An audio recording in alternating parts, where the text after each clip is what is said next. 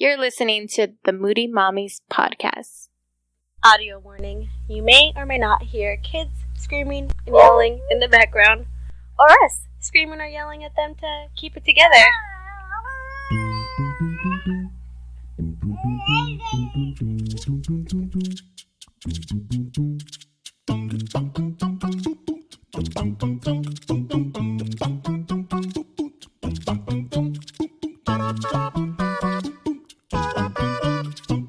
Moody Mommies podcast.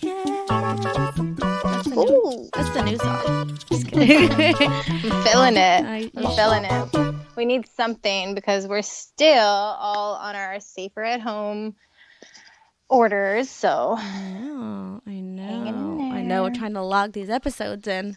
coming in hot. So I'm Jessica. And I'm Vanessa. And today we're going to have a guest. And I'm really, really excited about this topic because I know nothing about it. So we're going to bring back a guest that we've had on the show a few years back. Her name is Dani, and she owns Mommy Amor Birth. So you may recognize her from our doula talk. But now she's going to be talking to us about how she decided to become a surrogate. Yeah, we get to hear all about her journey and her road, and she's still actually living in the moment of doing the process as we speak. So we're going to interview her and hear all about it. So welcome back, Dani. We have missed you. It's been forever. But we've been following along with you on social media, so we are kind of keeping up with what you're into. Are you you're still running your business, right? Yeah, I actually opened another one too since the last time we talked. I was doing Birthwork, full spectrum Birthwork when we first got together, and then in October 2018, I opened a community space with one of my business partners, Marisol, who's on Instagram as Together in Birth, and we went in on this space to be able to teach there because we were both teaching out of our houses back in those days. And so we teach childbirth classes there. We have monthly support groups. So we have breastfeeding support groups. We have parent support groups. We have Spanish story time, like just a lot of community groups for our community. And they're all donation based. So that's been keeping us busy too. Great. That's awesome. That's amazing. How are you guys keeping that going with the whole stay-at-home orders right now? So there hasn't been a lot of income in it to begin with because everything's donation based. The only real income we make at La Fuente is when we have like workshops that are like actually ticketed events. But right now we're actually in a transition, so it's kind of happening at a good time because we are in the process of moving to a bigger space because our community has grown so rapidly that we don't actually have enough space to house everyone when they come to our events. So we're like, we just paid our deposit. We're getting ready to sign the lease. And so during this time of like quarantine, it kind of works out because we're in transition, you know? Right. It's unfortunate because some of our groups have had to be canceled. We tried hosting some online, but it didn't really work too well. We have to maybe promote it a little bit more in advance. But we're trying to make that work. We're trying to still maintain support for the community during this time virtually, just like everyone else is right now. So depending on how long this lasts, we may continue doing that, or hopefully it passes soon and then we can, have our grand opening at our new space and start welcoming people again. That's great. Yeah. So what we are here to talk about today is the fact that you have decided to become a surrogate. Yeah. So what was that process like? How long did it take you to come to the decision? It's been a long time coming, actually. I had considered being a surrogate back when my daughter was probably around 3 years old. I was still in college. I was still taking my online classes. I was almost done with school. And it just hit me. Like, I was like, you know what? I don't think I want any more children. I'm good. Like, I have one and we have a great relationship. And I don't feel a need to have any more. And so my sister actually, she's been working in fertility for quite a while, and I talked to her about it, and she was like, "Yeah, you'd be a great candidate. Like you're young, you're healthy, you're not like emotionally attached to the idea of having a child for someone else." So she was very much like supportive of it. So I started looking into it, but then I kind of backed out because I was like, you know what, I'm not done with school. I want to make sure that I finish. I want to stay focused, and then I'll look into it again later. And then as soon as I finished school, like I got a full-time job and I got really busy. So I just kind of forgot about it. And then flash forward now, my daughter's 8. So that was about 5 years ago. My sister approached me and she was like, "Hey, I have these patients who have been trying for a really long time. Like they've tried all different types of methods to create an embryo and get pregnant, and it just hasn't worked. And they're looking into surrogacy, but they've gone through a lot of other medical issues besides just the infertility. Like some other things came up for them, and it caused a lot of medical expenses. And so they're trying to do this privately and not go through a clinic, like an agency, a surrogate agency. And so that means that the pay would be a little bit, well, actually a lot less than you would get paid through an agency." But she was like, entertain it. Like if you're open to it, you can meet them, see what they're about, and make a decision. And so I was like, okay, that sounds interesting. I was definitely intrigued. And so I met with a couple, and I really fell in love with them from the beginning. Like they're just a really, really sweet people. You can just tell they just have tried everything, to have this baby, and they've had so many losses and so many challenges on top of, like I said, these outside medical challenges as well. So I'd explained to them what I did. Like I was like, I'm a birth worker. I'm very familiar with labor and birth and pregnancy, and I'm not afraid of being pregnant. I'm not afraid of giving birth. So I feel like I would be a good candidate for this because I'm excited to be pregnant. I loved being pregnant. I mean, I've only done it once, and I know every pregnancy is different, but I really enjoyed it, and I wouldn't mind doing it again, especially for a cause like this. And so we really hit it off. Can you speak at all on what the exact fertility challenge was for them? It ended up being like the eggs that weren't viable. Okay. But outside of that, the intended mother actually struggled with breast cancer as well. Oh. So it's like that on top of all the infertility treatments and whatnot. So just knowing that and knowing like why they had to avoid the agency route, it made me feel better about taking this on at a lower cost too, even though like, I want to be compensated for my time and my energy and my body, what my body is going to go through. But it was never really about that for me. It was just like, I want to do this to help this family. And if I can get a little compensation, great. That'll help me out because, I'll have to take some time off of work to be pregnant. Like I'm not able to go to births pretty much in the 3rd trimester because there's a risk of going into premature labor with the increase of hormones that I experience when I'm supporting a birth. That could actually put me into labor. So, oh, wow. Yeah, so I would have to take time off and I would need to be compensated for that. But outside of that, I'm not really concerned with the financial aspect.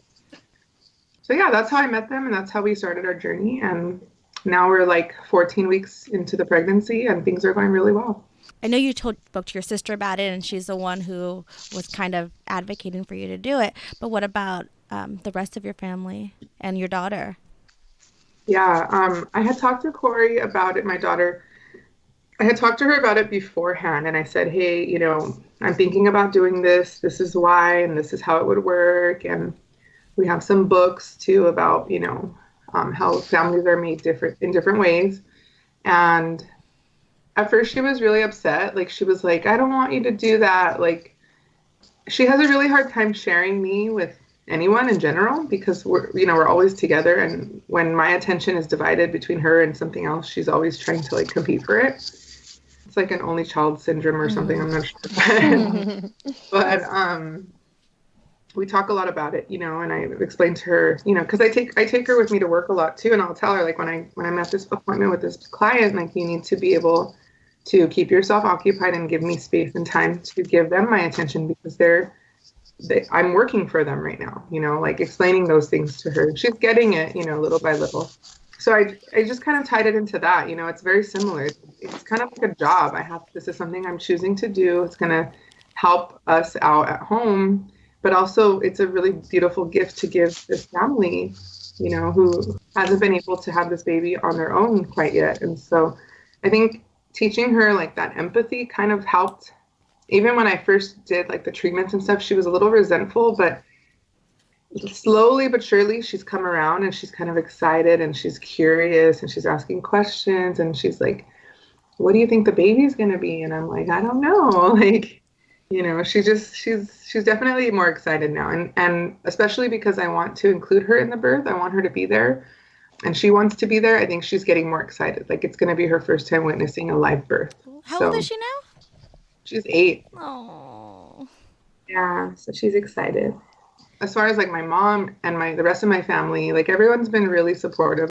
I told my mom early on because I would need her help with Corey a few times, if I have to go to appointments that I can't take her to, or even like when I'm pregnant and I need a little bit of extra hands-on support. And she was super supportive. She was like, that's great. I'm happy that you're doing that. And it's really nice. So and my extended family has been really supportive too. Like they're just really happy. And I think everyone kind of knows, like, I'm not in a relationship. I don't plan on having any more children of my own at this time. And so it just kind of makes sense for me to do this. You kind of touched on that you were taking her with you to treatments and having her wait. What is the treatment process like?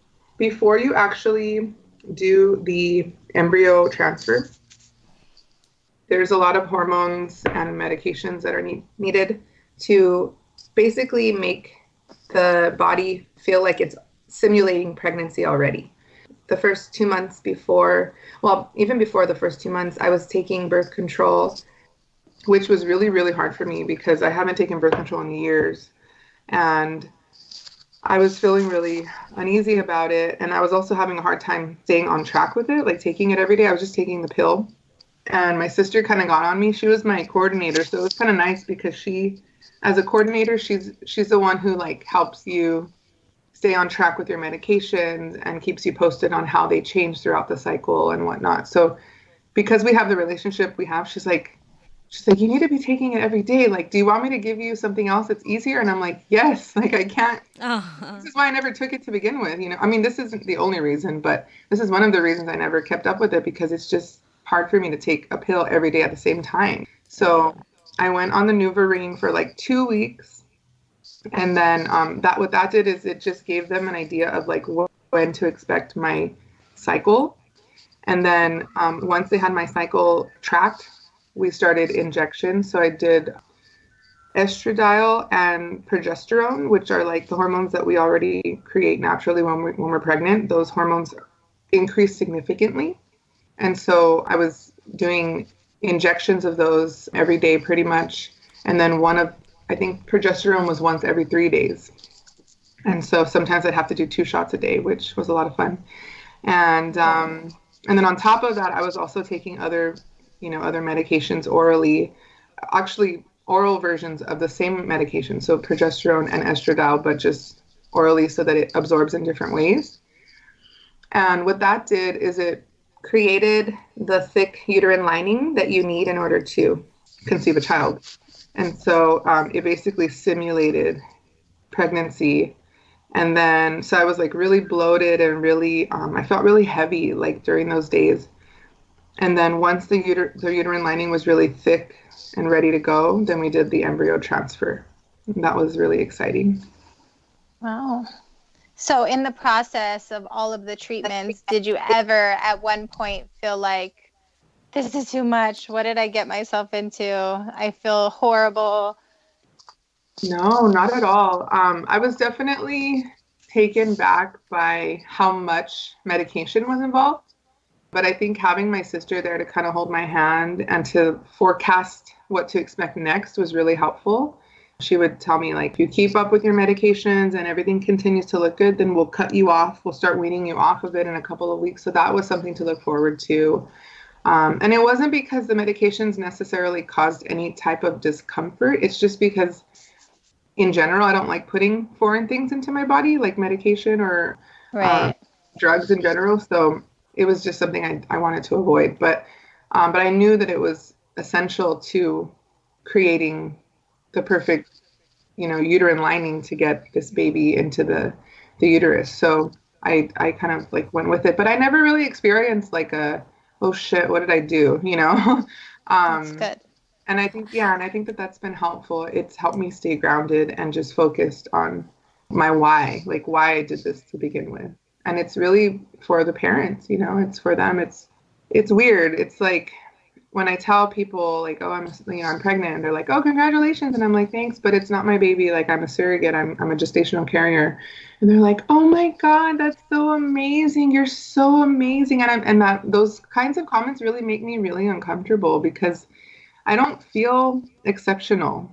I just feel like I'm doing what I was called to do. Like this opportunity presented itself, and I found myself in a position to accept it willingly, and that's it. There's no specialness about it. It's just It's nice that you're really humble about it, but I mean, the fact that people are telling you that is because it's true. There's Yeah. not a lot of people that would do what you're doing, and it is really selfless of you. I know it's hard to hear, oh my God, you're great. It's really hard to respond to that, and I know it makes everybody uncomfortable. Yeah. And yeah. just to hear a compliment is uncomfortable, but it's true. Yeah. Definitely. You definitely have to be made to do something like this. You have to have that thick skin to take it on and know that, hey, this is for someone else and it's all to help. Yeah. I understand that. And I think part of the reason that it kind of rubs me the wrong way too is because I think about my previous pregnancy experience, right? Like when I had Corey, I was 21 years old when I got pregnant. I was in college and I was like on this path to like making my parents proud and happy. I was the first person of my family to go to college. And that was like a big deal, right? And then all of a sudden, like I got pregnant and it was like, oh my God, what are you going to do? Mm. And so to compare that experience to what I'm experiencing now, it's like, why wouldn't people treat me the same way when I was pregnant with Corey? Why wouldn't people say, oh, you're so amazing. You're going to be a mom. Like, that's great. This is such a beautiful thing you're doing. Like, it was so different. It was like, are you sure about this? Like, are you sure you want to do this? You're so young. Like, you have options. Like, I got that talk from so many people. Oh my Oh. gosh. And I was just like, no, that's like abortion is not an option for me. Like I feel like even then I was being called to do something and I took it on willingly because it felt right to me. Yeah. And so comparing those two is kind of what I think makes me feel awkward when people are like, you're so amazing. And I'm like, I'm just doing what I feel is right. Mm-hmm. So that's been a really interesting juxtaposition of Yeah, I think what you're talking about is the timing of things, right? You were in school and people said you were young, blah, blah, blah, blah. Because even for me, the first time when I got pregnant, since I wasn't married, some of my friends were like, what are you going to do? And I'm like, dude, I'm freaking 27 years old. Like, I'm going to have a baby. Like, chill out. Yeah. And once I got married and decided to have another one, that's when more people were like, oh my gosh, congratulations, da, da, da, da. And I think it just really changes in the position you're in your life at the time, the way the people around you respond. Yeah, and I think that's the interesting part too, is that I'm not in a different position. I'm still a single person. Like I was single when I had Corey and I'm single now, and it's like, what's the difference, Mm, And it really comes down to like choice, right? Like yeah. it's your choice however you want to proceed, and it's your choice if you want to decide to be a surrogate, and it's your choice if you decide to get married or not. And I just find it interesting like what people decide is worthy and what they decide is not. Yeah. I mean, you're not wrong. People, people, people are all over the place. You can't really. But Can't that's good please that them all. Yeah, you can't. Yeah. But that's great that you have that understanding with yourself, and you know what feels right to you. Yeah. Right. So how long after they inserted the embryo did you get pregnant? So we did the embryo transfer on December 28th And they actually they transferred 2 embryos, and only one of them took. I found out on January 8th that I was pregnant. So it took a couple, Wow. yeah, and I didn't really experience any symptoms like early on. And I felt like it was such a strange experience actually, because I feel like when I got pregnant with Corey, like I was kind of in denial for a couple of months. Like I got pregnant in February and I didn't actually like come to terms with it until April.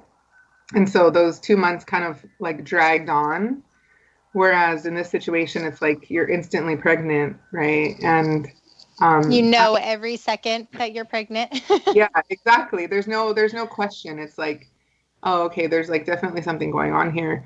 But after the embryo transfer, you're supposed to stay on bed rest for like 3 days. Oh. And again, just like showing gratitude to my sister who's been amazing through the whole process. She let me stay at her house. It was like right in between Christmas and New Year's, So we just kind of my daughter and I just kind of camped out at her house, and she like demanded that I stay in bed, and she had her kids helping me out, my niece and nephew, bringing me food and water and whatever I needed. And she's like, the only time you get out of bed is if you need to use the restroom. And I was like fine with it. Like I was like, okay, this is not like my normal behavior, but I can get used to this for a couple of days. And then a couple of days later, I took the test. I did a blood test, and then they confirmed it. But interestingly enough, when they insert the embryos are already about 2 weeks and 2 to 3 days old. So it's like you're not only instantly pregnant, but like a couple of weeks pregnant already. So that was kind of interesting too. So it kind of like expedited the process. Science, you crazy I know. miracle. The craziest part was like seeing it. So like when we did the embryo transfer, I went into like a treatment room, and they kind of put my legs up in stirrups, kind of like when you get a pap smear, very similar experience. They put the speculum in, and then they put this little catheter that the embryos go through to get into the uterus. And so you can actually see it on the screen, like as it's going in. You can't see the embryos themselves because they're microscopic, but you can see the catheter, and then they just kind of place them in there, and you can see them hanging out there, and then that's it. It was like a 5-minute process. That's crazy. That's amazing. How did the parents react once they found out that the embryo took?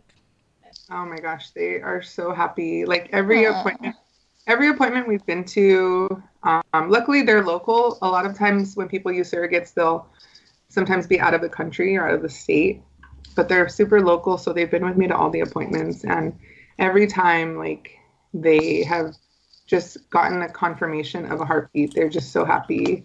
And you can really tell like how much loss and challenges they've been through because of their excitement, because, they haven't been used to having good results. I think it's really helped them heal from their experience, just being able to get on this side of it where like things are actually happening and they're getting closer and closer to having this baby. So they're so happy. Sweet. Yeah. So you don't know what the gender is just yet, right? No, the parents don't want to find out, and I don't necessarily want to find out either. So for right now, it's a surprise. Nice. The only person who knows is my sister, and I think it's been really hard for her to not tell me. But we had to do like a first trimester screening and a genetic screening, and in that they can tell the gender, and so she's the one who gets those results. And I'm like, you can't use any pronouns, just say they or say it. And she's like, okay.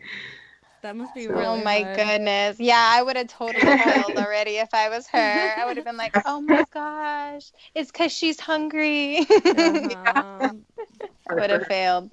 My friend just found out the gender of her baby like 2 weeks ago, and for a little while after, she just kept saying it and they, and then I was like, you're having a son now, you could say him, and she's like, oh my god, I can. And I was like, gotta get it through your head, girl. She's really funny. Something also though that I want to mention is that a lot of people who struggle with fertility, they tend to lean on the Western medical model. And I have a good friend of mine who, she's a sobadora. She does a lot of womb healing.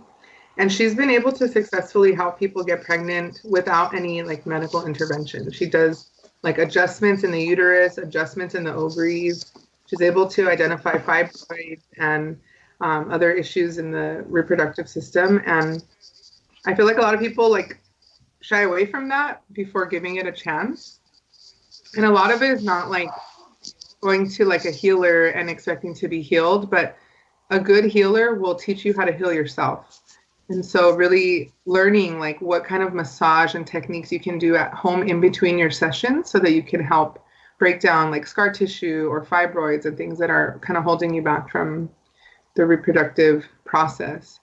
So that's also a good like tip I like to teach people is like before you throw in the cards and you have to get a surrogate or result to like egg or sperm donors, like definitely try looking into other alternative healing models before, because it could be something that is attainable. We are so dependent on the Western medical model that we don't really think outside of the box sometimes. Right. What did you say it's called again? Sobadora. It's a Okay. person who does massages, like massages, but specific to womb massage is my friend Dani at Indigimama. She does amazing work. She's had a lot of successful client experiences where they've struggled with infertility for years, and then they go to her and they're able to conceive.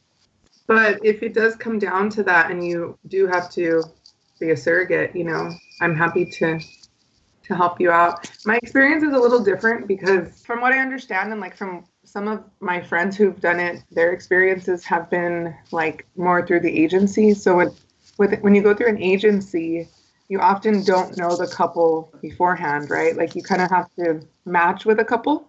Right.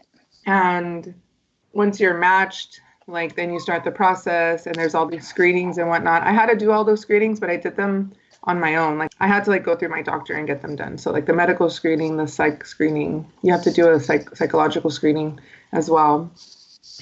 And then with agencies, one of the benefits is that they have a lot of support groups. So like you can actually attend like a weekly support group to talk about like any challenges you're having, whether it's emotional or physical, to talk about like the medications and how they're affecting you. I didn't have any of that, but I did have my sister who's super knowledgeable, so I felt supported. And then with the agencies, you're usually paid a lot more. For example, my situation, but at the same time, a lot of the financial aspect is going towards the agency because they're doing all of the coordinating. Right. So they have to take their cut of it. Exactly.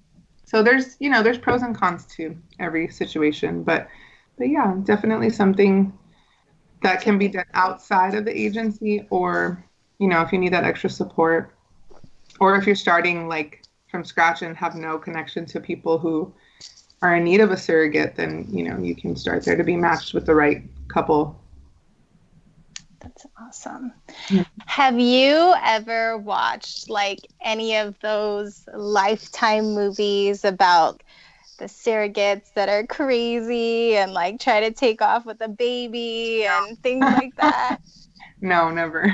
Really? No. But I could see why that makes for good TV. It's like dramatic, you know? Yeah. Which is why I'm sure they do all the psych and everything to make sure they're not just having some crazy person Exactly. having people's babies. Yeah, and they want to know too, like about your family history. Like they want to know if there's any mental illness in the family, if there's any reason to believe that you might be in danger at some point. You know, if you're if you're involved in a relationship or not. But there are a lot of legalities around it too. Like we had to sign a contract, and the contract prohibits me from leaving the country, from flying after, I think it's like 35 weeks. Like even going to the nail salon. Like I'm not supposed to go to the nail salon because of the fumes from the chemicals that could be harmful to the baby. So there's a lot of rules and regulations, and there's a lot of stuff that I already don't do anyway, but the nail salon is a hard one for me because I need to get my nails done every couple of weeks. So I'm trying. I mean, I can't right now because of the quarantine, but I'm looking to see if someone can come to me because I need it. I'm sure that a lot of nail technicians are doing in homes right now because they can't practice in their salons. That's very true. But yeah, it's just going back to like the crazy surrogate, like they're definitely screening for that ahead of time. And like I said, there's lots of legalities around it. So to prevent that from happening. So you said you can't fly after a certain amount of time. You can't go to the nail salon. Is there anything else? It's pretty much like basic, pregnancy, like no sushi, like no, I don't know, like I'm trying to think of like what else is like out of the norm, but nothing really. No, no drugs, no alcohol, things like that. Yeah. Yeah, you're right. Yeah. That is just the same thing, nail salon stuff. It's just you had to sign the paperwork saying, I promise I'm not going to do this. Right. So is it just like a standardized like legal form that all surrogates agree to, or do the parents make this contract themselves? Or so there's specific lawyers out there who deal with fertility law. And so they hired an attorney, and then they hired an attorney for me so that they could talk to each other. And then their attorney put together this pretty standard contract. But I actually was the one who tried to, edit and negotiate some of the terms because, for example, like when I first met the couple, I told them that I was interested, but that I didn't want to give birth in a hospital. So I needed to know up front that they would be open to having a home birth or a birth center birth. And they were like, yeah, whatever you want, whatever you feel comfortable with. And so when I got the contract, it just said like, we'll work with an OBGYN, we'll deliver in the hospital, et cetera, et cetera. And so I said, hey, we talked about this, like, is there a way to change this to be more open-minded and more open to alternative birth locations? And so we went back and forth a little bit, and then eventually settled on putting that I would be able to be under the care of a midwife and give birth either at home or in a birth center. So that's what we're doing. Great. That's awesome. I've always been curious about that too. One of my friends, she had 3 of her babies at home because she had her in the hospital when she was 18, and she swears that it was the most horrible experience of her whole life. And she said, I'll never go back to a hospital again. Yeah. So she had the rest of her kids at home, and I just feel like, man, that's so brave. Yeah. Mainly because mainly because I'm really sensitive to pain, so I feel like I need to have that epidural, I need to have this, I need to have that. But after this last time I wasn't able to get one, I just feel like, I guess it's doable. It wasn't as bad. It was just the laboring that was hard, but once the baby came out, it wasn't that bad. Yeah. Yeah, and I think, for me, like, I didn't have a horrible birth experience in the hospital with Corey, but even then I wanted to have a home birth. I just couldn't afford it at the time, And for me, like, I just feel safer out of the hospital, but that's different for everyone, Yeah. Whether it's for pain management or medical trauma that you've experienced in your past.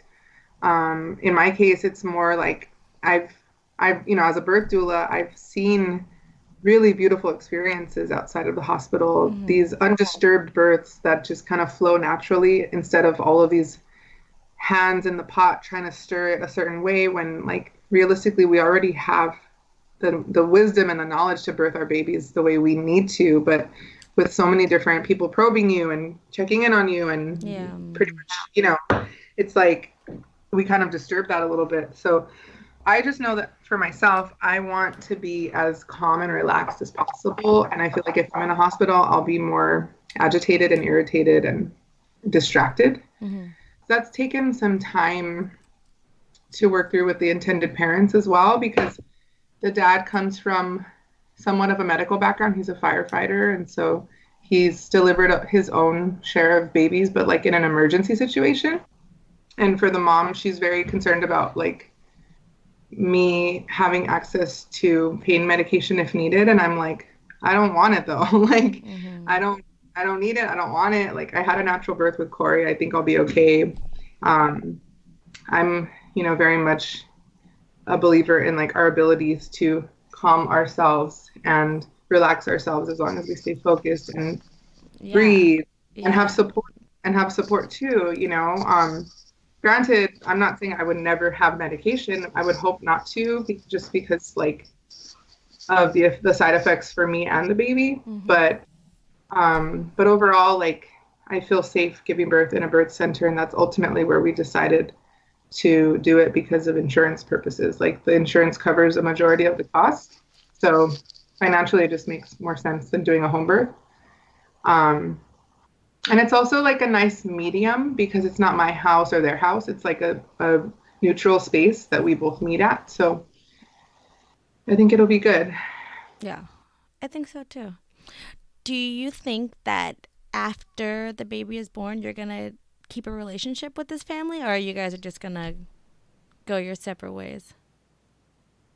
We haven't really talked about it, but to be honest, I think we probably will because like even with my sister, like, you know, this family has worked with my sister for so long and they love her. Like they adore her. They're just so appreciative of her support over the years and of her putting us in touch. And so I have a feeling like we'll stay in touch, and I would love to, you know. I feel like this isn't the type of experience where you just like cut all ties and move on with your life. It is a very emotional experience, and it's a very intimate experience.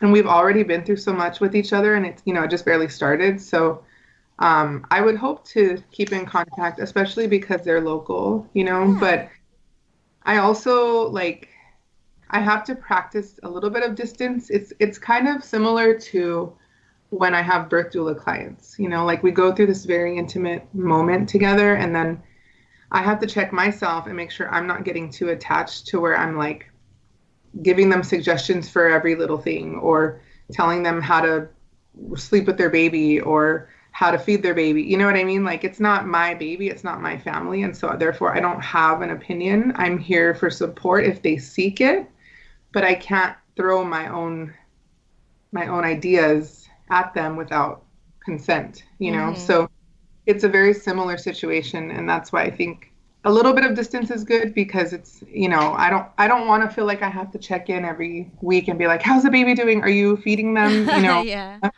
You know, because it's not my baby.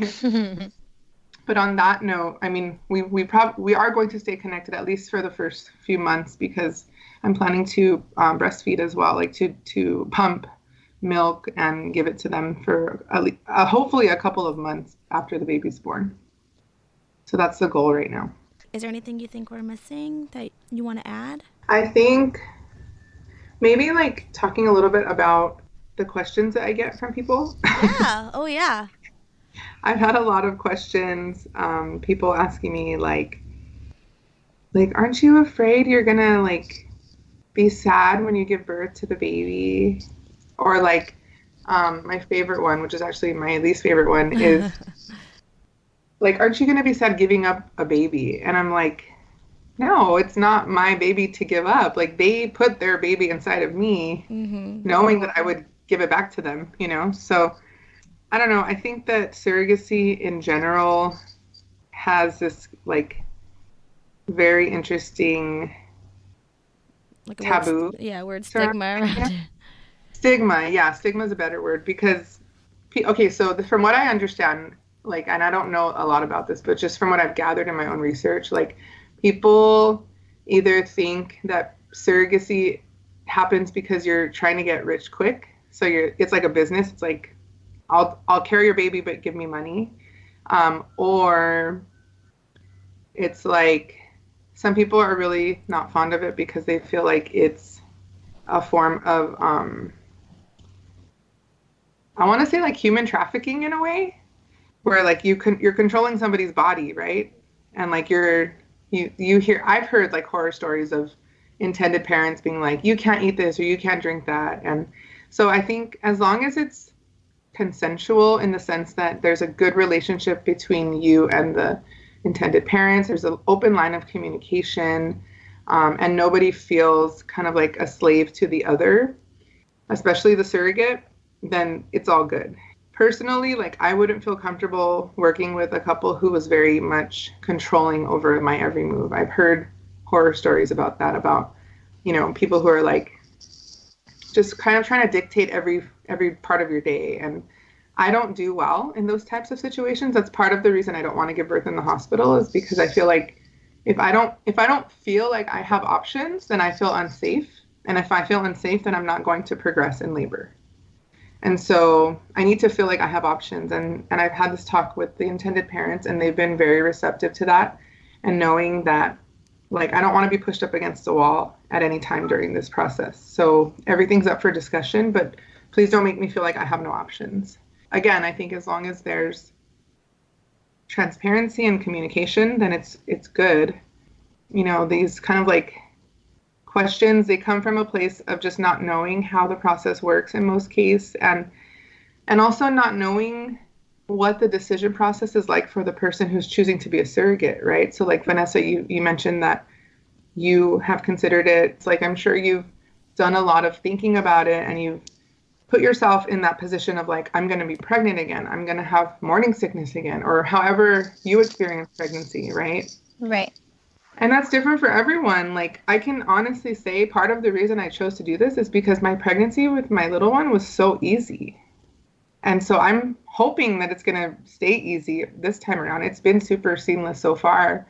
But if you're someone who has really difficult pregnancies, which happens too, you may not be as quick to jump at the opportunity, because you're not going to want to put yourself through that kind of emotional and physical labor for another 10 months, So to me, when people ask me those questions, I'm just like, do you think that I jumped into this like with ignorance? Like, do you think that I didn't put thought and intention into this? But then I have to remember, like, this isn't about me. Like, their question isn't about me.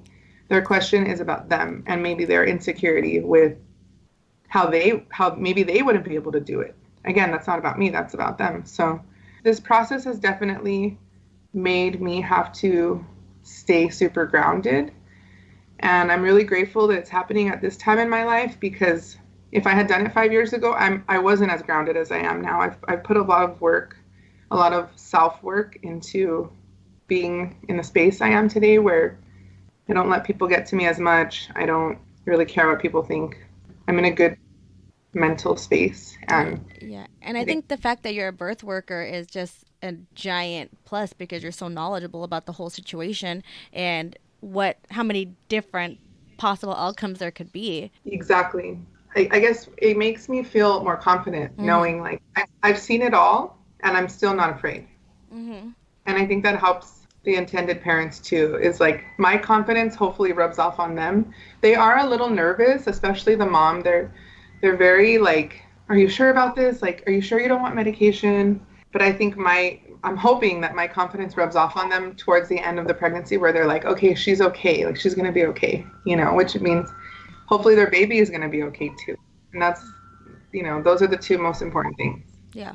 Yeah. Thanks for doing this with us. I mean, I feel like you answered everything so clearly. Any questions that I had, you kind of just got to it on your own without me even having to bring it up. It's interesting. I've actually been really wanting to talk about this with someone, like just very directly and very explicitly, because, I've been trying to share my experience little by little on Instagram on my platform, but I'm also aware that, like, not everyone who follows me wants to know about it. Some people who follow me also struggle with infertility, and I also want to be sensitive to that. So it's nice to have an open space to talk about this candidly and just make it all about that, because you all know I could talk about labor and birth and babies all day long, but it's interesting to talk about it from my perspective, and as far as like my pregnancy goes, like I said, it's been super chill. The only major concerns I've had so far is just some like round ligament pain, how like when you move too fast, you get like that sharp pain in the side. That started really early on. It started like before I even got pregnant. It started when I was doing the injections to thicken the uterine lining, because I think it was so heavy that it started weighing in on that round ligament. But other than that, I mean, everything's been good. I've been doing a lot of yoga to help with my back pain, like from sleeping in awkward positions, and I go walking a lot, and I'm still working out, and so I feel healthy, I feel good, and I'm just hoping to keep it this way throughout the whole pregnancy. Yeah. You didn't get any morning sickness? My like morning sickness thing is really weird. I've always had a very sensitive gag reflex, so it's hard to tell if what I'm experiencing is morning sickness or if it's just heightened like sensitivity. But most mornings I'll like take a deep breath and start gagging until I throw up a little bit, or I'll just like dry heave for a couple minutes and then it'll go away. But I'm so used to it that like it doesn't even bother me anymore. So I guess it is maybe morning sickness. But it's I've never gotten sick to the point where I'm throwing up food. It's usually just like bile. And that might be TMI, but that's the realness. That's the realness of the situation. Mm-hmm. Yeah, but it doesn't really bother me much. Like I said, I've experienced it a lot in my life, so normal at this point. I'm so happy that you're sharing this experience with us. And, you know, I love watching what's going on with you on Instagram and your singing and everything. It's just all so beautiful. I love it. Thank you. I know a lot has changed since I last talked to you all. Mm-hmm. I joined a band and opened a business, and a lot has changed for you too, right? Like you have another baby. Yeah, I mean, I feel like that's really it for me. I quit my job. Your job, that's exciting. That's a good thing, right? Yeah. Yeah, it good. totally is. I feel really lucky that I have the chance to be with the kids while they're little for a little bit. That's good. Yeah, but we'll see what happens with this economy and if I have to go back sooner than I really wanted to. Now that, you know, my husband's hours got really cut and it's a lot of craziness. Yeah.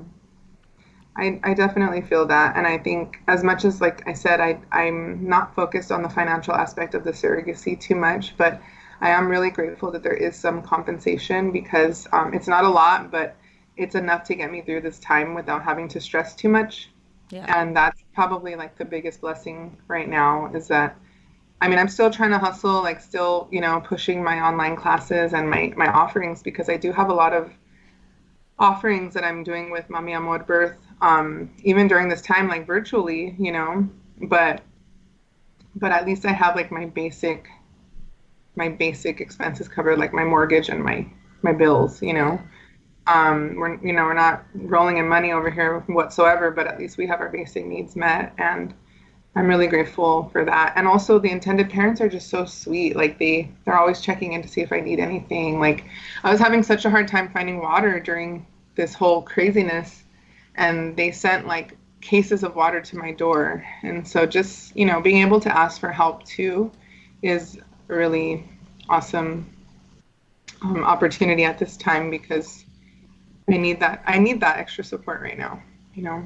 Yeah. I mean, we all do. And it's so nice to see the opposite side of things. You know, we're seeing a lot of people being greedy and getting everything. But then also there's I've gotten so many calls of, hey, you know, I'm at this store. Do you need anything? And I just could feel the love and feel the kindness that people are, you know, offering their services since I don't really leave the house. Even before, I was just using Instacart all the time because I didn't want to leave with the baby because she was so small. So people are always checking in, and I feel really lucky to have that. So I relied heavily on Instacart when other people were busy. But now you can't get a time because everybody's using it. Yeah. And there's nothing out there. Like things are getting, like orders are getting canceled because there's not enough inventory. Yeah. Well, I hope you all are staying healthy and have everything you need right now. Yeah. And again, thank you so much. And I mean, if you're up for it, we'd like to check up with you in a couple more weeks or months so we could talk about how everything else is progressing and how you're doing. Yeah, that'd be nice to do like a follow-up afterward. Yeah, I think so. Definitely. Okay, sounds good. Thank you. Yeah, thank you. We'll talk to you again really, really soon. Okay, sounds good. Okay, bye. Take care. I feel like that episode was really informative. I learned a lot about surrogacy that I didn't know. I know, and I can't believe you guys have never watched one of those surrogacy movies about those crazy surrogates. No, I've look, my mom is a lifetime watcher. Of course I've seen those things. They're All those movies are very silly and crazy, yes. They're funny. Yeah, but that's why we have laws and orders in place to prevent stuff like that from happening. Yeah, it's so crazy, but definitely very useful that they're hip to all of those things and can prevent them now. But yeah, I think what she's doing is really great. It's always nice to help a family in need. So I think, like the question she's saying that she gets, it comes from a place where people don't really know about stuff. So their first instinct is to be kind of judgmental about it. So, I hope she hangs in there and everything works out great for the family and they get their baby. Yeah, I have a feeling that it will. I have a lot of confidence in her, and I think that family is really lucky to have a surrogate that is as knowledgeable about birth. She's like the perfect surrogate. Yeah, I think so. Well, we're going to keep trying to get these episodes out as often as we can. Hopefully we can stick to our every 2 weeks like we used to. But we always have a fun, guys. You know how we are. Stuff happens, guys. We're ordered to be quarantined, but things come up, things change. So if we do stay in quarantine, it's just more time for us to record. So lucky for you. Keep listening, and we will do so. Until next time. Stay moody, guys.